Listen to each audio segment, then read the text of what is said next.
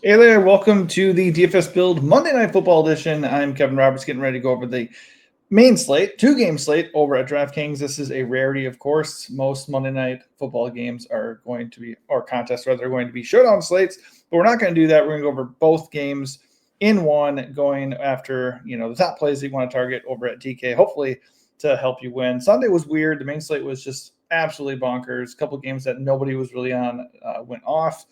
We did hand out some good picks, but some of them obviously fell flat because that is football and that is just bound to happen. But hopefully we can get it going here. The goal is to help you win. Hopefully I can point you to some winning plays. If I do that and help you out anyway, help me out as well by hitting the like button and subscribing to the channel. You can also join our Discord, come in and share your lineups, get advice going into the NFL week every week, specifically tonight, of course. And then everything else that we cover is available there in Discord as well. Right now, our Discord is free, and everything in there is free currently as well. So let's get to it here. Got to go over 4 teams, 2 games, and not a whole lot to go over, but I think there's definitely some edges available to us. So starting at quarterback, we have Justin Herbert as the top play in terms of projection. That's not that shocking. 5.9K, second most expensive quarterback on the slate. We know he has a rushing floor. We saw in week 1 he went off against the Chiefs, who seemingly have a good defense, but he put up 30 fantasy points against them. Difference between last year and this year with Herbert is obviously health. Like, obviously he had the foot issue last year. That is not the case anymore, so he can take off and run a little bit more. Also, he is obviously well-versed with Lad McConkey now. Quentin Johnson looks a lot better, and he even got, Keenan Allen back. So Chargers look really good right now. The question with them is obviously, can they get the running game going? More on that in a little bit. But if you want to eat the chalk on a 2-game slate, I don't really mind it. I don't think the matchup with the Raiders in Las Vegas is necessarily a cakewalk. Obviously, Herbert has to deal with Max Crosby on the outside. The Raiders defense looked pretty good in week 1. The Patriots are not exactly, a good measuring stick by any means. But, under Pete Carroll, I wouldn't be shocked if the Raiders are decent as a whole and certainly respectable defensively. So I wouldn't be that surprised if the Chargers took a mild step back offensively in terms of just raw production here. But it is a tiny slate, and I will actually say that I don't think anybody has a really good matchup here. I think the best matchup probably would be with Houston's offense going up against the Buccaneers, but I don't even know how good that is. Like, I just don't think anybody has a soft matchup to the point where we can just be like, okay, we have to go play this guy everywhere, right now. So I'll say Herbert looks good, but based off of ownership and based off the fact that I don't think it's that good of a matchup on the road in a primetime setting, I think going away from the Herbert ownership a little bit does make a lot of sense. The most logical pivot to me is going to be Baker Mayfield. I think the matchup at Houston stinks. But again, every matchup here doesn't look great. So if we're going to play along those rules and just say everybody's matchup sucks, let's go play Baker for $600 more. Over $1,000 more than the other 2 guys, Geno and CJ Stroud. His projection is on par with the other guys. Like, it's lower than Herbert by 3 points, but it's not that much lower than Geno or CJ. But his ownership is way lower than everybody else. So if Baker comes out and goes ham, you're going to get massive leverage on this slate. So I think he's interesting for GPPs. Not the cash game play. I think that's just Herbert. It is what it is. I'll just eat the chalk there and move along. As far as Geno and CJ, I don't have a problem with them as far as if you just want to stack those games or just try to get a little bit different in comparison to Herbert. I just think Mayfield is going to get you instant leverage on the Herbert ownership. I think that is the way to go in tournaments. CJ Stroud, though, does have the best matchup by the numbers for me. So in a 5.5K, I don't have a problem with either of those guys. But if I had to pick one of them between Geno and CJ, I think I would lean CJ right now. All right, at running back, there is a lot to like. You got Ashton Genty, you got Bucky Irving, Marion Hampton. They all look really good. In terms of value, Hampton pops out the most because Genty and Irving are both going to be over 7K, and the projection is not that far off. So the question, though, is Hampton only averaged 3.2 yards per carry in week 1. So, obviously the Chiefs' defense is good, but it wasn't very good NFL debut for Hampton at all. He played 80% of snaps, but there are whispers that Najee Harris is going to get more work. How much more work? I don't know. So we kind of have to balance, does he lose work? Is the matchup as inviting as we want to think it is? And, is he going to be efficient? Because he was not efficient in the first game. I think all of that is kind of meaningless on the 2-game slate, though. His projection's on par with the guys that are priced above him. He's only 5.8K, and he played 80% of snaps in the first game. So as far as I can tell, the role is there, and all he needs to do is be a little bit more efficient and fall in the end zone, and then boom, at 5.8, he has a smash play. So all three of those dudes are chalky. So right now, I think I would just play Hampton with one of them, and just pick your spot, whichever one you like the most. For me personally, I'm going to go Genty over Irving. I do like Bucky Irving just as much as the next guy. Plenty explosive and everything, but Genty is just a better prospect. He's actually $200 cheaper. He projects a little bit better. He's projecting for a little bit less ownership. And also, I don't really like the idea of targeting Houston's defense. When I'm talking about Baker, it's mostly a GPP leverage play. I don't feel super excited about the Buccaneers offense on the road against a good Texans defense that held the Rams to just 14 points in week 1. So if Bucky Irving's going to be 61% owned and these other two guys, right around that projection and ownership range, they're going to be similar, then for me, Irving is the odd man out. And if that's a hot take, so be it. That's just where I stand. I think Genty has major potential. I think he's probably got the highest ceiling of the running backs on the slate. Again, Chargers were pretty good in week 1, but the Chiefs still put up numbers. The Chiefs did still have production. And by the way, I don't know how much we can grade their run defense against the likes of Isaiah Pacheco and Kareem Hunt, two guys that very well could be washed, depending on who you talk to. So Genty's offensive line is not the greatest. The matchup might not be amazing, but he is at home in a primetime setting. I think he's a great play. So I'm going mostly Genty, Hampton personally. And I do have a lot of interest in Nick Chubb as well. 5K for Chubb. Let me actually double check his snap count. I'm pretty sure he played 70% of the snaps. No, I'm way off. 51%. But he still looks like the lead guy for Houston. And obviously part of that is they probably had to end up throwing a little bit more because they were losing in the second half of that game to the Rams. But 51% of snaps is going to do for me, especially going into the second game here. And him being only 5K, Houston still doesn't have Joe Mixon. They don't have anybody else that they can reliably turn to. And Chubb honestly looked okay. 4.6 yards per carry. That's okay for 5K. I'm willing to take a shot on him for sure. A little bit. Not super excited to stack 3 running backs with that third guy coming in the flex, obviously, just because there's opportunity cost at wide receiver on this slate. There's a lot of good wide receivers that I have interest in. And with it being full point PPR at DK, I just much rather get 4 wide receivers than 3 running backs tonight. The way the ownership's going, obviously a lot of teams might end up just firing up Genty, Hampton, and Irving with a slight pivot from one of those guys to Chubb. And that's okay too. I just think that is not where the upside is going to lie on this slate. Najee Harris should see a little bit more work. Not super excited to play him. Obviously there's the opportunity for a touchdown vulture. 4.8K. Pretty sure the Chargers are favored. Yeah, they're favored by 4 points. So, if they're in a situation where they're winning the game, they could run out the clock a little bit with Najee and stuff. I mean, he's not going to be owned, so there's that. I don't have a lot of interest in it. Rashad White is the other one. Woody Marks or Dameon Pierce, you could take a shot if Chubb's ineffective or gets hurt like he often does. But nobody else really stands out here at running back. It's just those top guys. So nothing crazy to see there. I just, where I stand as far as for me, Irving is the guy that I want to get away from a little bit due to ownership and the other options there. All right, at wide receiver, Ladd McConkey comes in with the top projection, 49% ownership, only 6.9K. So in terms of price, I think Ladd looks really, really good. Obviously a little bit cheaper than Nico, better projection, slightly less ownership. And the ownership and projection is going to be relatively on par with Mike Evans, who's the same price range. I'm going to take Ladd there all day. We just know Ladd has a little bit more upside, he's going to get more volume in general. He's just going to get more catches. I do think, though, 2 things do work in Mike Evans' favor. Obviously, week 1, Emeka Egbuka was the new toy for the Bucs. He had 2 touchdowns. So a lot of people are going to look to Emeka Egbuka, but his price was really low in week 1. It popped up to 5.8 now. I don't have a problem with playing Egbuka, but the NFL is just a wave sport. It just tends to go this way, then that way, this way, then that way. It's not, obviously really good players can be consistently elite and just drop, crazy number after crazy number.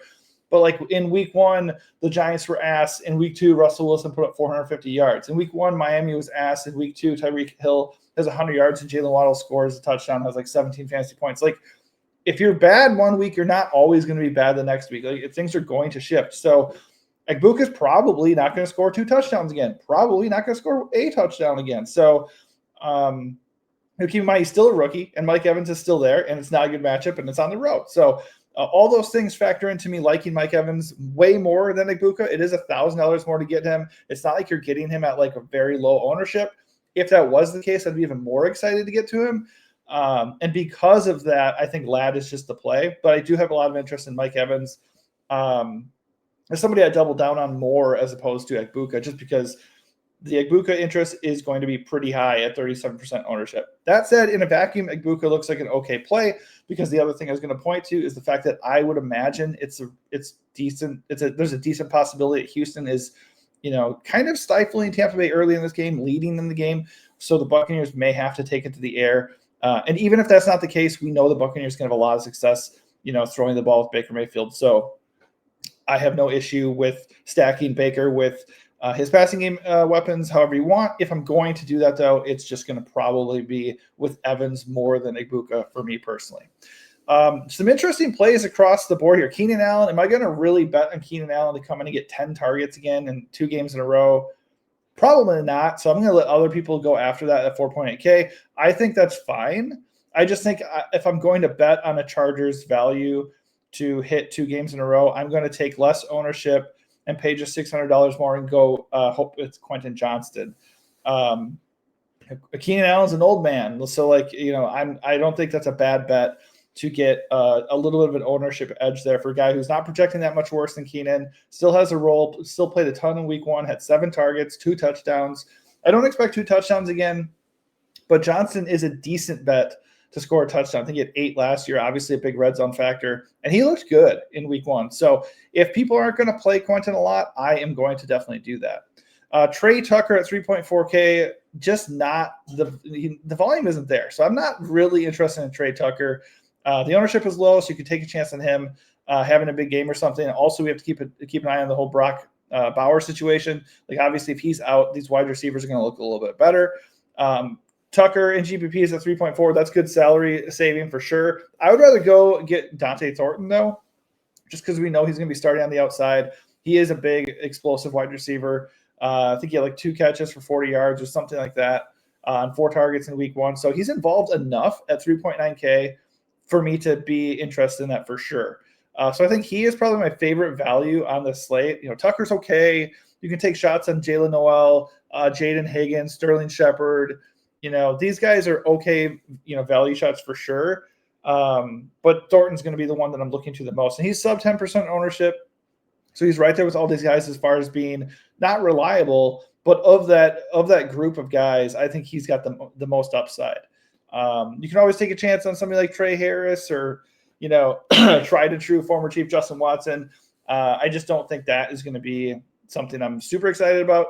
But like I said, I've said this many times before, I would lock in, for the most part, I'd lock in the guys that I'm really, really excited about. And then we can kind of use the lineup optimizer, like RotoGrinders has here, and just kind of let the tool do a little bit of the work initially and then set our exposures to kind of adjust and maybe go over. Like, for instance, if I did that, I would go and target Thornton to be above where the field is coming in at 9%, just because I liked what I saw in week 1. I liked what I saw in the preseason and training camp.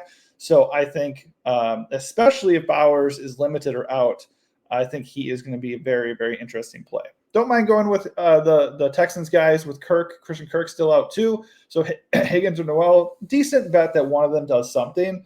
So I think they look like solid values as well. Don't want to ignore Xavier Hutchinson, but if he's going to be 10% owned, I don't know if I buy that. But if he's actually going to be 10% owned, I'd much rather take a chance on talented rookies, Higgins or Noel, over him. All right, so over at tight end, Brock Bowers, if he's in, looks great. 6.3K, 14-point projection. Nobody is even close to him. Mega owned, though, almost 50% owned. So naturally, if he's not healthy, in the face of a maybe not so great matchup, let's see real quick just how the Chargers have done against tight ends. Kind of a little bit better than middle of the pack last year. And so far this year, I mean, they gave up a touchdown down the side to Kelsey, so not amazing. So certainly Bowers with his athletic prowess could certainly take advantage of that. If he's in, I find it a little bit hard to get away from him just because like he's the only tight end that actually feels good. But if you want to like go start comparing Bowers versus like Evans or Bowers versus Nico, it'd be kind of tough to like completely just lock in on Bowers. So I think I would be, all things considered, there are good wide receivers there. It might not be the best matchup in the world, and he might not be 100%. So I do not mind going a little bit underweight compared to where the field's at. So that's a lot of ownership for a guy with a couple question marks there for sure. Also, his snap percentage, like he was not on the field as much as he should have been in week one. His snap 51%, like it's insane. So if he's actually going to be weirdly like a part-time player for them, like maybe only in clear passing situations or just a little bit more than that, plus the other red flags here, I don't mind going underweight on him at all. That said, Bowers is far and away the best tight end play of the slate. There's just no getting around that. It would be a pure tournament leverage thing to go away from him. Dalton Schultz, 3.2K. You got Kate Otten at 3.5. Those are starting tight ends. There's that. They're not going to be very owned just by default because Bowers is there. And they are salary savers. I don't have a problem with that. I do think Kate Otten is probably my second favorite tight end on this slate just because there still is no Chris Godwin. And, if Houston's defense, rightfully so, cues in on the running game and tries to take away Mike Evans or Egbuka, I'd imagine one of them they'll shut down, then, naturally Baker's going to have to go find somebody else. So Kate Otten could benefit from that. I think a lot of people were kind of looking at him as a potential GPP tight end in week one, and I think he got one target. So once again, though, we can't just go look at the previous week. So if we think there's any kind of logic towards Kate Otten at 3.5K getting way more involved in the second game, then we need to consider attacking that. So if you're not playing Bowers, I think Kate Otten is the first guy I'm looking at. Certainly if you're worried about Bowers' snap count and his injury, Michael Mayer at 3.3K, he makes sense. And then Will Dissly at 2.8K, just really, really cheap. Him and Tyler Conklin both I'd be pretty interested in. I think I'd lean a little bit towards Conklin just because they're virtually the same price, virtually the same projection, and he's going to be a little bit less owned. But at 10% ownership at a position where Bowers has dominated the ownership, I wouldn't worry that much about it. I think they both are viable. The only issue is they're kind of sharing the field. So it's like, who's going to hit? Are either of them going to hit? I don't know. But kind of predicting which one of those guys are going to hit in a given game is not exactly the easiest thing to do. All right, so defensively, we're coming in at pretty split ownership. The Raiders are the lowest owned defense, which makes sense because Herbert is the chalk quarterback, and you have Hampton, and you have McConkey. All those guys are getting ownership. So just naturally on a two-game slate, I'm a little bit interested in the Raiders. Cheapest defense on the board, no ownership compared to the other three defenses, and they provide instant leverage against the Chargers guys that I kind of want to be underweight on anyways due to all that ownership. Does that mean they're the best defense of the slate or the safest defense or the one that will guaranteed be the most high scoring? No, but they're automatically going to be making my lineup unique. And if they do hit, then they're going to be super low owned and providing that leverage that I do want to seek in a tournament. That said, if I had to pick just one defense, like just realistically, I guess the Chargers would make the most sense at 3.2K because like outside of Genty and the value that the Raiders possess, and of course Bowers, like if you really feel really good about Bowers, I think the Chargers seem like they represent the safest spot in terms of matchup. But I feel like also every time it looks that way, that's the last defense you actually want. So just something to consider, especially since they are right now the most owned defense. And defense is a crapshoot. Every time you think a defense is going to just dominate, except for like the Packers for the first 2 weeks, I guess, like the defenses just don't do what you think they're going to do. It's really frustrating. So I wouldn't really put too much stock in defense personally. Okay, so that is going to do it for me. Hopefully this helps you out a little bit. It is just a two-game slate, so like you're going to have a perfect lineup. And to give yourself a chance to kind of cut into that logic, I think you just need to take a couple stands and you need to do some things that nobody else is doing. So that would be you playing the Raiders defense or not necessarily but maybe or as far as like you play the Raiders defense or you're double the ownership on Thornton, or you're playing a Texans guy like Higgins or Noel, or you're fading Bucky Irving, or you're playing Baker Mayfield over Herbert. So you do not have to do all those things together. You can and should eat a good amount of chalk. Like, I am fully comfortable with playing Brock Bowers. I'm fully comfortable with eating the chalk up top at wide receiver. By the way, I didn't mention him. Jacoby Myers is a smash play at 4.9K. And in that same breath, though, at 51% ownership, you could easily talk yourself into fading Jacoby Myers, stacking up Brock with like Dante Thornton, and just banking on Myers not being a focal point of the offense or being super productive. That said, 4.9K for a number one wide receiver right now in a game where they might end up being playing from behind, Jacoby looks like one of the best plays of the entire slate, and he's a salary saver. But you can still eat the chalk here across the board. I like the Genty and Hampton plays. I'm going to play them at 56 and 63% ownership. I don't really care about that, but I do need to find other ways to get different if I'm going to avoid dupes and separate myself from the field. All right, that's going to do it for me. Hopefully this helps you out, or at least gives you some kind of idea on some other plays that you weren't thinking about, or just gives you an idea of like other ways to approach the slate. 2-game slate, a little bit different and sometimes better and worse than a showdown slate, but hopefully we can cash or even get a takedown. If this video did help you out, hit that like button, subscribe to the channel, and come join us in Discord. Thanks for watching, and good luck.